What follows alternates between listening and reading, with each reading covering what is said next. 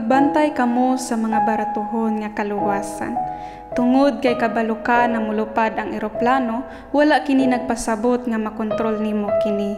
Tungod kay gidawat nimo ang kamutuuran na makalupad ang eroplano, wala kini nagpasabot na makontrol nimo ang manubila niini. Sama ni ana, ang paghahibalo nga adunay Ginoo, wala kini nagpasabot nga automatic na tamaluwas. Ang kaluwasan kay dalan sa pagtuo, ug ang pagtuo nagpasabot nga hingpit na pagtuman sa iyang mga pulong. Kinahanglan nato isalikway ang atong kaugalingon. Gipakita sa Biblia nga si Satanas usab adunay daghang mga espirituhanong kahibalo bahin kay Jesus. Nasulat sa Marcos 3:11, sa dihang nakita si Jesus sa mga taong giyawaan, nang hapa sila sa iyang atubangan ug naninggit, "Ikaw mao ang anak sa Dios." Giila usab nila pag-ayo nga si Jesus kay anak sa Dios, apan wala kana nagpasabot nga makadawat sila sa kaluwasan. Ang luwas nga mga membro sa simbahan kay kinahanglan mangandam na mas mahibal-an pa pag-ayo ang Ginoo, ug pagdawat nga mag-antos para sa pangalan ni Jesus, ug biyaan ang ilang mga pangandoy para sa kabubuton sa Dios. Ug kinahanglan usab nato moapil sa iyang mga buluhaton nga gihatag lamang sa iyang mga katawhan. Mao kini ang mga ginatawag na disipulo. Kinahanglan magbantay kita sa kaluwasan nga walay pagkadisipulo. Katong kaluwasan nga makuha pinaagi sa pagtambong sa simbahan, ug kaluwasan nga makuha pinaagi sa simple nga pamatasan sa kinabuhi.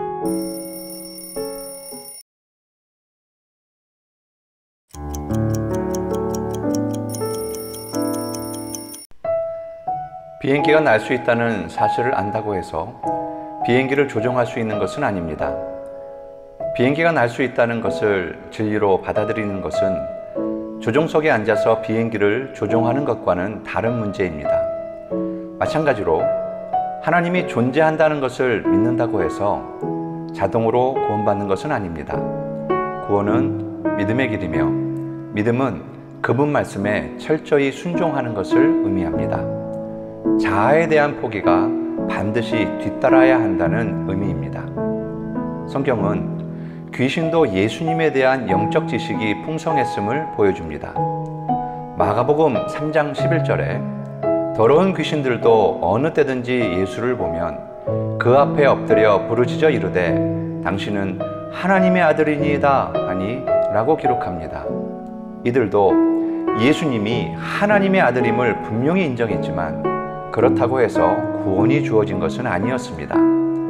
구원받은 성도는 단순히 하나님을 아는 것을 넘어서 그분의 이름으로 인한 고난을 받아들이며 자신의 소원마저 하나님의 뜻 앞에서 포기할 수 있는 각오가 있어야 합니다. 그리고 이런 자들에게만 부여되는 그분의 사역에 동참할 수 있어야 합니다. 우리는 이런 사람을 제자라고 부릅니다. 우리는 제자도 없는 구원, 예배만 참석하면 얻을 수 있는 구원, 간단한 도덕적 삶으로 얻을 수 있는 구원을, 또 그런 가르침을 경계해야 합니다.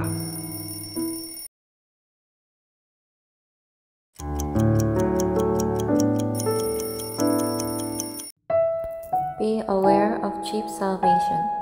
Just because you know that an airplane can fly doesn't mean that you can't control it. Just because you accepted the truth that airplanes can fly doesn't mean you can control it in the cockpit. Likewise, knowing that God exists does not automatically mean that we can be saved. Salvation is a way of faith, and faith means complete obedience to His word. We must follow renunciation of the self. The Bible shows that Satan also had abundant spiritual knowledge about Jesus. Mark 3:11 recorded, "And whenever the unclean spirits saw him, they fell down before him and cried out, 'You are the Son of God.'" They also clearly acknowledged that Jesus was the Son of God, but that did not mean they received salvation. The saved church members must be prepared to go beyond simply knowing God and accept suffering for His name, and give up their wishes before God's will.